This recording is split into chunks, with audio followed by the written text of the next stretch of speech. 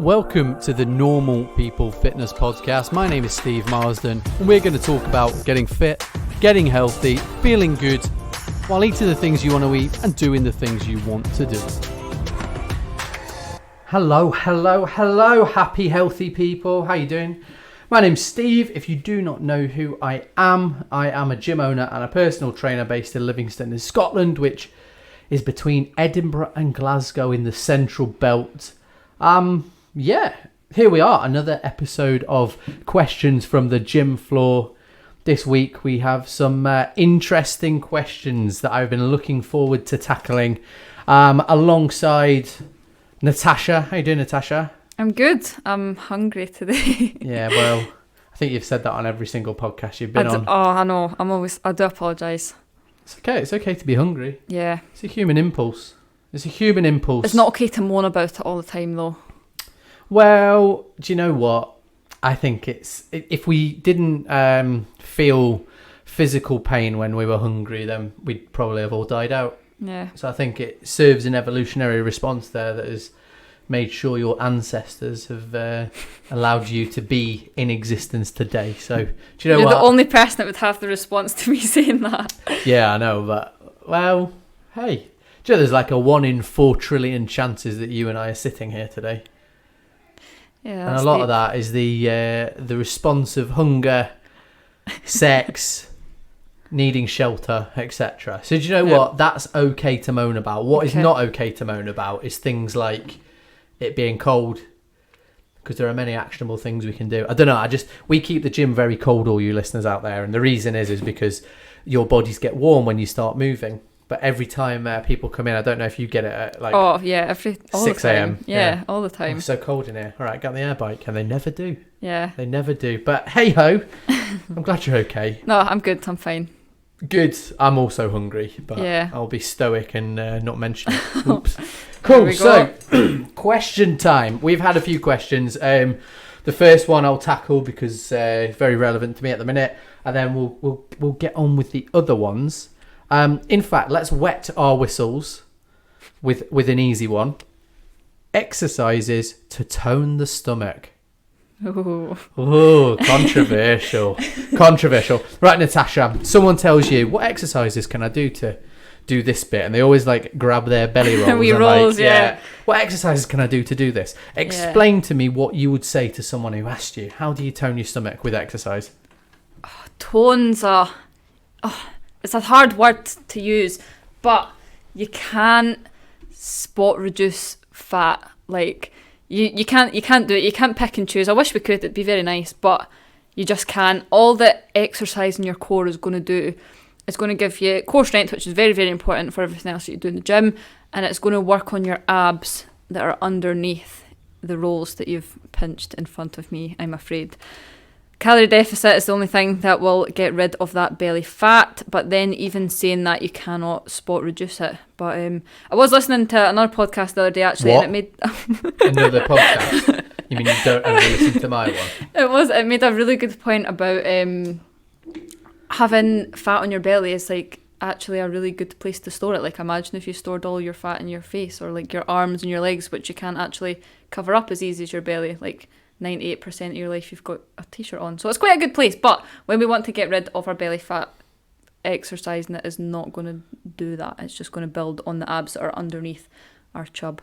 Yeah, so it's like I've said that to people because like we probably get it 3 times a week. Someone says, how do I get rid of my belly? Yeah. And you have to say you diet for a long time, like there's no other way. Yeah. And there's this look of sort of dejection and disappointing as if you're lying to them. It's absolutely nuts. Right, women hold fat generally on their bum and their lower tummies because, and like, listen, I'm going to be a bit of a prick about this right now. So if you get offended, I apologise. But from an evolutionary perspective, it is important for women to protect their reproductive organs to fulfill their biological purpose of childcare. I'm sorry if that upsets people, but we're looking at millions of years of women being in very, very cold, non-sheltered, very sparse sort of places with not much food. So we had to be very, very good at building fat for where biologically we needed to be the strongest. Men hold it upon their torsos to protect their vital organs. Now, whether or not you think males have better vital organs or more important vital organs than women, it doesn't matter. Ancestrally, you hold fat wherever you were. So let's use the example of an ancestrally lower working class family like my own. We potentially, I am naturally quite stocky, quite bulky. My ancestors probably did a lot of manual labour. And therefore, I'm pretty good at putting muscle on, but I hold fat because where my family came from in the north, it was probably very cold. So therefore, I put fat on, etc. So our ancestry and our genetics will dictate where we hold fat, where we put fat on, and ultimately how it comes off our bodies. Myself, when I lose weight, I lose it off my face, I lose it off my shoulders, I lose it off my arms, I lose it off my chest, I lose it off my tiny little pigeon calves. And my belly is always the last. So what I need to do is essentially diet for longer, and it's shite, and I hate it. But if I want to get the body that I want, I have to sort of do it for longer. Where do you find that you put weight on it? Well, this is hard for me because obviously this is the first time in my life that I've ever I don't carry any extra fat, but I've always had really low body fat. It's just how I'm built. So this is the first time that I'm sort of noticing, but it is actually more my legs and my arms is where I notice it the most, definitely my arms. I don't know if you can remember when I was first a member here, obviously having hardly any fat on me, it's always been my goal to size up, but going on holiday and being one of those people that I was like, I just want rid of that wee bit that's still there, that extra wee bit. And it's nice for me to know now, like, how important it is that is there. Like, from an evolutionary standpoint, like, even obviously you spoke a lot about from an ancestral side, but even in this day and age, like, to go to the point to have no belly fat whatsoever as a female, you have to, like female bodybuilders, etc., you have to get to such a low body percentage that some of them lose their periods. And that the reason for that is because your body cannot support a pregnancy anymore, so why would you be fertile? And when I found that out, that's when I was like, whoa, like, yeah, like, that's such a normal thing, and like, you shouldn't strive to, obviously, get rid of your belly fat, but to a point where it gets to that stage, or to that last wee stubborn bit of fat, as people call it, is so important for being a human being, for your purpose on the planet. Absolutely. And whenever you make a choice in life to do something, so let's call it, I don't know, losing weight, doing a bodybuilding show, building a business, doing a crazy trek in the Sahara, there are consequences of that action. Mm-hmm. And when you go to lose so much body fat, because you haven't got the nutritional resources, your body decides, right, what can we support, what can't we support? And it is more urgent for your body to support the act of trying to survive the exercise and the harsh diet than it is you bearing children. And I would ask, is it worth it? Yeah. For me, it's never been worth it. I don't really care. I like to be able to eat. I like to train. That's it. Some people, I mean, just from a male perspective, when they lose too much body fat, they lose the ability to get an erection. Yep. And I have it on good authority. I mean, I when I started training, I wanted to get in shape so I could be more attractive to women. Mm-hmm. Imagine being so in shape that you can't actually do anything about that attraction. Yeah. I've used the term, you feel like your soul is gone, but it's a completely different level with bodybuilders. And when we look at these Instagram people who've done like a photo shoot or they've dieted for 6 months to get to this place, like, their mindset around it usually, and you get the outliers that aren't like this, but is usually they can't wait to binge on food. They don't really sleep that well. They've got a very, very low ability to deal with any sort of stress. They're tired all the time. Yes, they look shredded. Hormones and they all have over the abs, place. But they can't even get a boner. Yep. And it's crazy when you put it like that, actually. Yeah. It's mad. And I think you have to have this ultimate why, like this ultimate reason you would push yourself that far, where you become a little bit unhinged, in my opinion. But then again, like I respect anybody who does this. I just don't have it in me to ever lose the ability to get a boner. Like, I don't, is that selfish? Who bloody knows? I would say I want to share the love, and therefore it's not selfish at all. But we've gone on a massive tangent. Yeah, there. I know. There are no exercises to cut your body fat down. What you have to do is get a sustainable calorie deficit, and maybe that is. Oh, do you know what? I am a little bit slimmer than I usually am at the moment. Do you know what the difference is, Natasha? Other than chronic stress, which we'll get onto at the minute. Do you know I've made one change, and it was an accidental change. I don't know. I tried to think, but you don't know my life around that's not in the gym very well. So I went down to visit my mum, and I took my Nespresso coffee machine. Yes. And as you know, I love a coffee. Now, when I have my Nespresso coffee machine, what I do is I make a latte, and I make it with skimmed milk. I have a sweetener in it. I try and make it as good as possible, but I do have 5 or 6. Terrible. So I'm drinking a lot of milk. Yeah, about 2 pints of milk a day. Like about 1,000 calories in milk. Left it at my mum's by accident. Swapped a poverty coffee. You know, the one with the granules that most people have. Poverty coffee. I know, it's so bad, isn't it? It's not really poverty coffee. It's just a joke, everyone. Yeah, and I've become noticeably leaner. Wow. A few people have said it, to be fair. Yeah. To you. It is noticeable. It is. Thanks. I thought it was your shoulders that were broadening, but it's just the illusion of your waist being slimmer. Yeah, I'm no longer have the same body composition as a block of Cathedral City cheddar cheese. Question is, will you keep that up, or will you retrieve your coffee machine and go back to the 6 lattes a day? Well, I have been down to my mum's and I left it there on purpose. Ah, interesting. Yeah. So I've had a Costa latte from the garage today as a little treat. But I'm not, like, with that change that I've made, I'm actually not miserable. Good. I'm drinking less caffeine. I'm looking better. Feeling better, probably. Feeling better. And my poverty coffee gives me about 75% of the joy a latte would. So that pretty good odds. Yeah, exactly. So like potentially I might go back to it, but that comes into the place where if you create the environment where you can't do bad things. So I hide my treat box, or I have mini-sized treats as opposed to a big bar. If I hide the latte machine, do you know what? It happens by itself. Good. Yeah, it's good. So anyway, in answer to the question, there are no exercises that will help you tone your stomach. By the way, just on your first point about the word tone. Yeah. People use it just interchangeably as like wanting to get less body fat and more muscle. I think a lot of personal trainers it's hard because you can't do that at the same time optimally. I can. Well, we're not all you, Steve. No. We can't all... I wish I could inflate like you can, but... Yeah. Unfortunately not. Thanks. Inflate, what a word. Yeah. Like poof.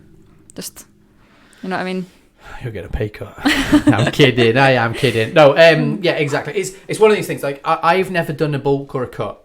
What I have done is just decreased ever so slightly. Like I'm probably in a calorie deficit of 100 calories per week, but over 2 years you see the difference. Yeah, but like muscular wise, that's what I was meaning. I wasn't meaning in that sense, you know. Especially if you're a woman. I know. Testosterone. I wish I could. Yeah. Yeah.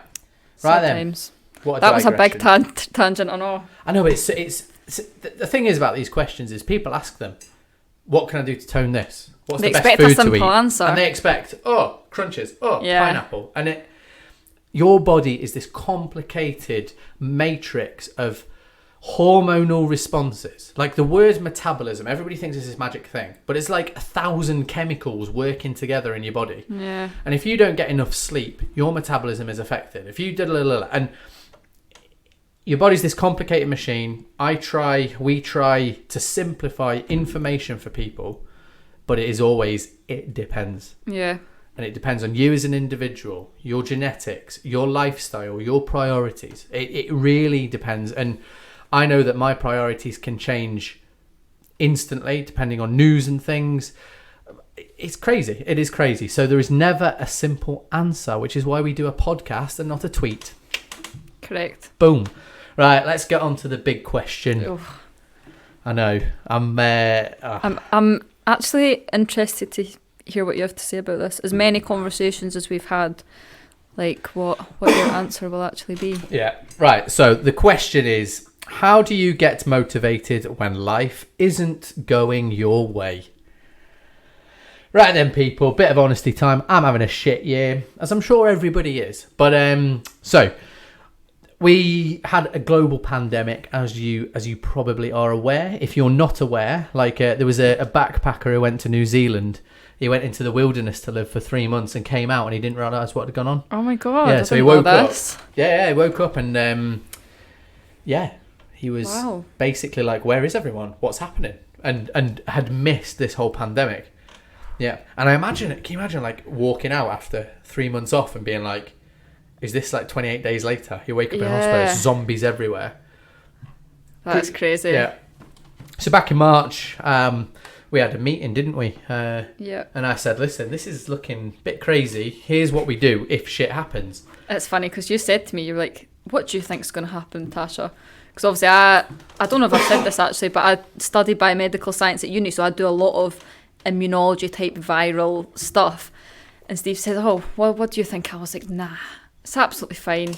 It's the flu. I was one of those ones to start with. Yeah. And you were like, let's just prepare just in case this hits the fan, you know. Yep. And thank God we had that wee prep meeting. Yep. Exactly. That's off to you. And that is a point that I will come on to like in a bit. But anyway, so we have this thing, and like any gym, especially our gym, is a very people-centric business. And not only do we provide the facility to exercise, where you don't have to think about it, we'll push you, we'll motivate you, etc. What we also provide is what I call the third place. And the third place is you've got your home, your work, and then you've got this social third place you go to. It used to be things like pubs. But then, do you know what I mean? The gym is it. And you know what it's like socially here. Do you know what I mean? We go out for nights out together. We go for meals together. It's a really lovely sort of vibe we've got going. But the problem is that when people are together, especially in a global pandemic, there is a risk that they will make each other ill. So the government shut down. We were shut on the Friday the 20th of March. And then on the 23rd of March, the whole world shut down. And then, it was pretty crazy. And didn't expect what was to come after that. Yeah, and at that point, you're in the unknown. Everybody thought this virus would kill everybody. Thank God it's not as bad as that, as they once thought. But there was a period from March till the end of April where the government didn't give any support. They announced it.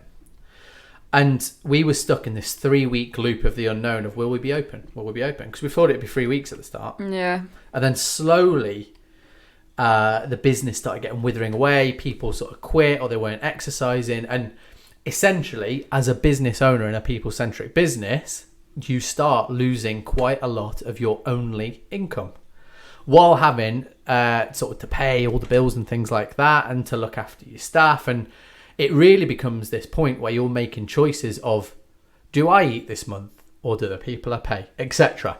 So you had that business point of view. And there was sort of like this chronic stress and anxiety going around that everybody felt. And being locked in your house, I don't know, it was just a stressful part where there was a lot of fear going around. But we tried to step up the best we can, keep people positive, etc. Okay, so that's going on. And then in April, my mum rings me and she says, Stephen, I've been to the hospital with stomach pain. And she's had stomach pain for about a year, but it's like, in our family, we don't go to the doctors because we're hard as fuck. Yeah. And if you go to the doctors, you are soft. And that, like, last year I broke my hand and didn't go to the doctors for 6 weeks. And it was actually a really bad break to the point now where I can't really deadlift that well. But anyway, mum goes to the doctor. She rings me and she says, listen, I've been to the doctors, stomach pains. I have stage 4 cancer and 6 months to live. Or it was 6 to 12 months at the time. I'm going on to chemotherapy. And that was a huge shock because like we've never had anything in our family like this. So combine sort of the anxiety with the business and then the anxiety with, oh my God, that like your mum's dealing with mortality and this disease and she never knew she had it. And you can't go down and see her because there is this national lockdown. All the hospitals, you hear stories of people catching COVID, etc. It all becomes very, very anxious. Long story short, the business nearly failed because luckily we got some government support and then we were allowed to open in August, but we basically lost 80% of our membership. Now, our membership, we are a premium service. We do a hell of a lot for people outside the gym, which is why I think we're so successful. But when people can't come to the gym and they can't access that basic service, they don't want to pay £150 a month for it. And that is completely justified. And I get that. Luckily, we were able to open in August, September. We built the business up to the point where now it's pretty stable. We're pretty cool. Unfortunately, we had to let some staff go, which I'm absolutely gutted about. And there's on a personal level, do you know what I mean? That's more stress, more anxiety. But yeah, 3 months ago, the chemo's not worked and my mum now has weeks to live. This is also while we're locked down again. So my point of this story is not for sympathy, even though it is a very, very sad situation, but it is like, how do you carry on? How can you even be asked to get out of bed when everything seems so far out of your control that it is shit? So I'll talk about some of the ways that I have tried to cope, and some days I do better than others. Okay, so the first thing Natasha alluded to, actually, you plan for the worst. Like, I planned to be shut completely during a lockdown, and I made sure there was an infrastructure there that meant like we didn't have to sort of deal with the emotions and be paralyzed by it all. So I'd set up Zoom, I'd programmed all the workouts, I'd made sure I took like the coaches and the members that we have through, here is what happens if the worst happens. And this is actually a Stoic philosophy for this. So the Stoic philosophy is that, listen, if your house burns down and you lose everything, you imagine that scenario happen. So when it happens, you know what to do, you're prepared, and you've already sort of dealt with some of the paralyzing emotions that come with it. So I did that. And I think it's a really good thought exercise. So before we got locked down again in December, I had been sort of chatting with yourself, Natasha, and then some of the members. I said, listen, we're going to get locked down again. It's a foregone conclusion. If this happens, you're all getting XYZ equipment. This is when the sessions will be online. Mm-hmm. We're going to flip to it straight away. And the transition period was very, very easy. I communicate with you constantly about, right, this is what happens if. This is how, Yeah. Like, we've had conversations like, listen, when my mum dies, this is what we need to do. This is what I need you to do. We've already built that infrastructure. We've imagined the scenario. Yep. So as horrible as it seems, imagining the worst and planning for when that happens and then creating an infrastructure that allows your survival beyond that is what I do. On a personal level, I have been pretty motivated in the gym, far beyond what probably anyone should be in this scenario. I train 5 days a week. I train pretty hard. I was actually training too hard to the point where I was getting injured because I was on this mad program. Shout out to Ollie Marchon. He programs for a lot of CrossFit people. So basically, that was too hard for me. Too much stress on my body. So I had to take that down. So what I needed to do was the same thing. Basically, create an infrastructure and a system in my life in which I was able to do the things that I should be doing. So I can coach at the minute. I find it a really good distraction. I think that taking myself out of my own misery, sitting in my house, and, you know what I mean, focus on all these things and getting out and speaking to people. I love to do that. It's one of my favorite things in the world. Coaching is one of my favorite things in the world. When we coach, we listen to good music. There's nothing that gets me more energized than that. So I make sure that I'm doing some coaching. But what I need to also do is go, right, what else do I need to do to be fulfilled? I'm not on a diet at the minute. I am physically changing my body composition, but I'm eating enough that I feel good. That's it. If I want a takeaway, I'll have a takeaway because sometimes psychologically I need to eat. And I'm very, very loosely following some dietary guidelines where I eat enough fruit and veg. I take my multivitamins. I don't have too much caffeine. I make sure I'm drinking water because it is very rare that I feel good these days. And those things help me not to feel as bad. So I have to do those things.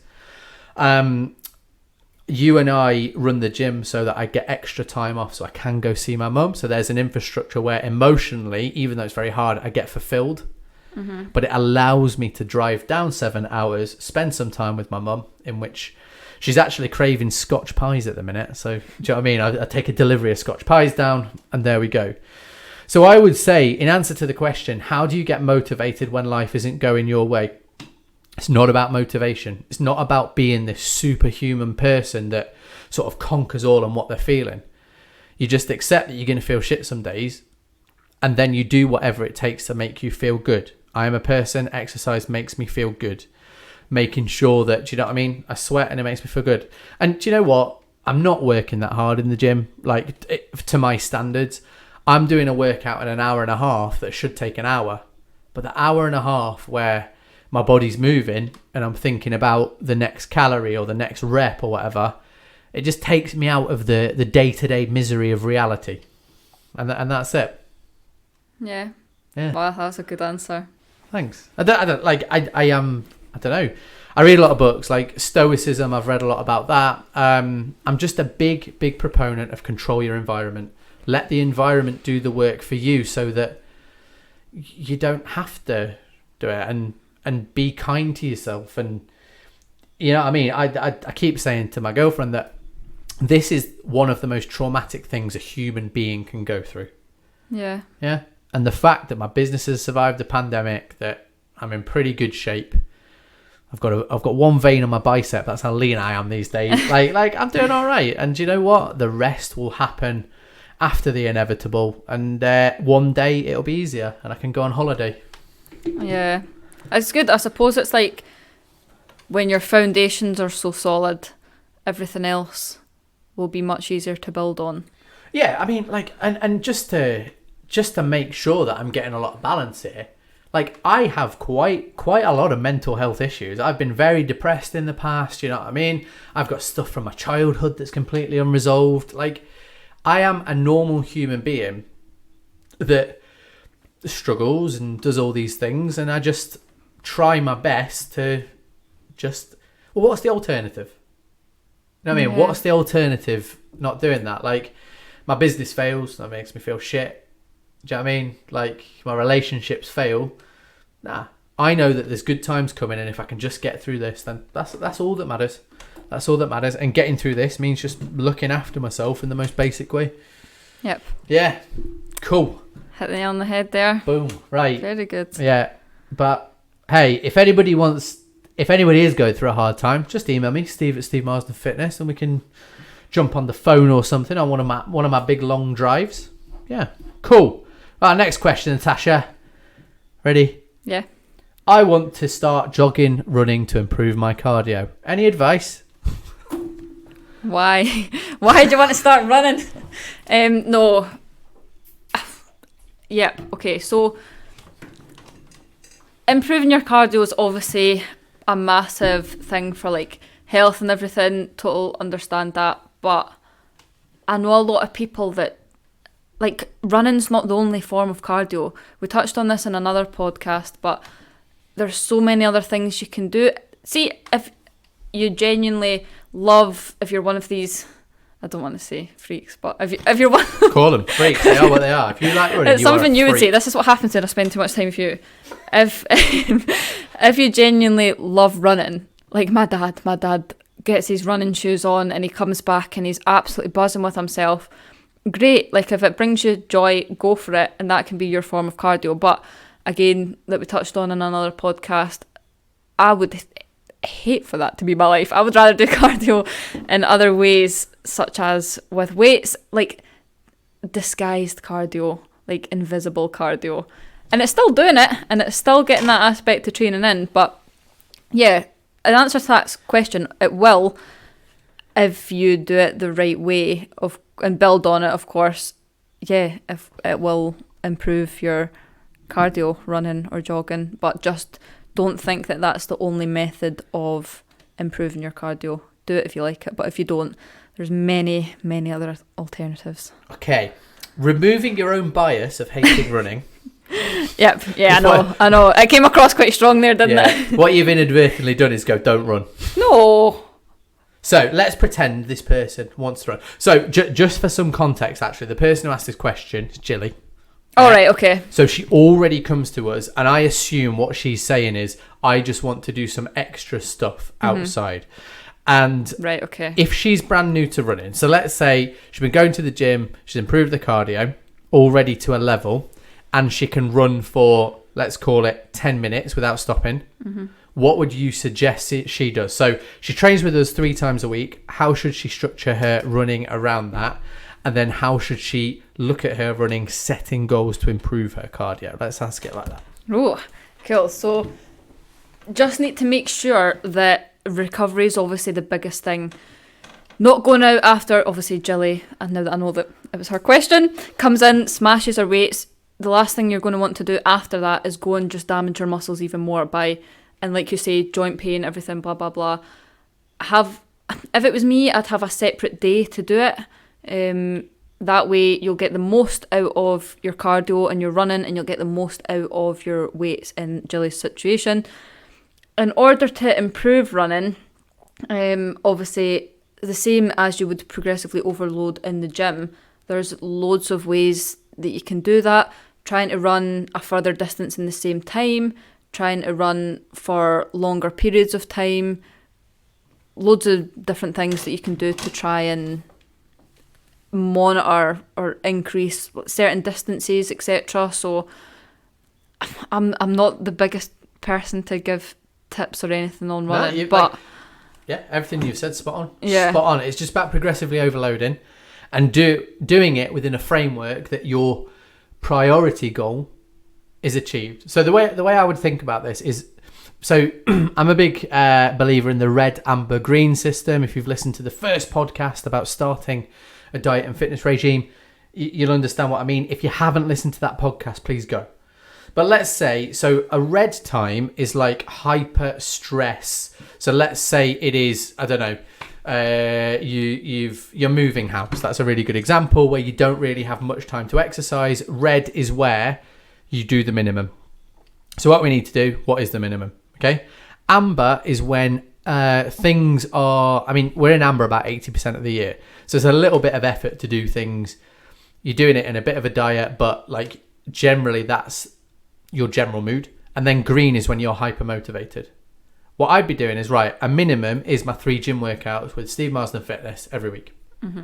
Amber is an extra run per week. And whether they do that on the same day as a workout, I wouldn't, because in theory, if you've worked your hardest within the workout, you're going to be tired enough. But let's say you work out Monday, Wednesday, Friday. Maybe add a run on the Tuesday, the Thursday, or the Saturday. Absolutely up to you when. And let's say green, it's adding 2 to 3 extra runs. Caveat to this is, just make sure you're not overdoing it. But if you can run for 10 minutes, run for 12 the next time, run for 14 the next time after that, run for 20. When you can run for about half an hour, measure your distance. And let's say in half an hour you do 3 kilometers, make it 3.1, 3.2, 3.3. And I think setting steady incremental goals and progressively overloading, like Natasha says, is just the way to do it. But make sure it's in a framework of, this is extra because my body composition is what matters. Yep. And then also, if you want to improve cardio, set those incremental goals within your own session. So at Steve Marsden Fitness, we build cardio into a session, and usually it's a 5-minute block of, here, do this. So 45 seconds on, 15 seconds off for 5 rounds.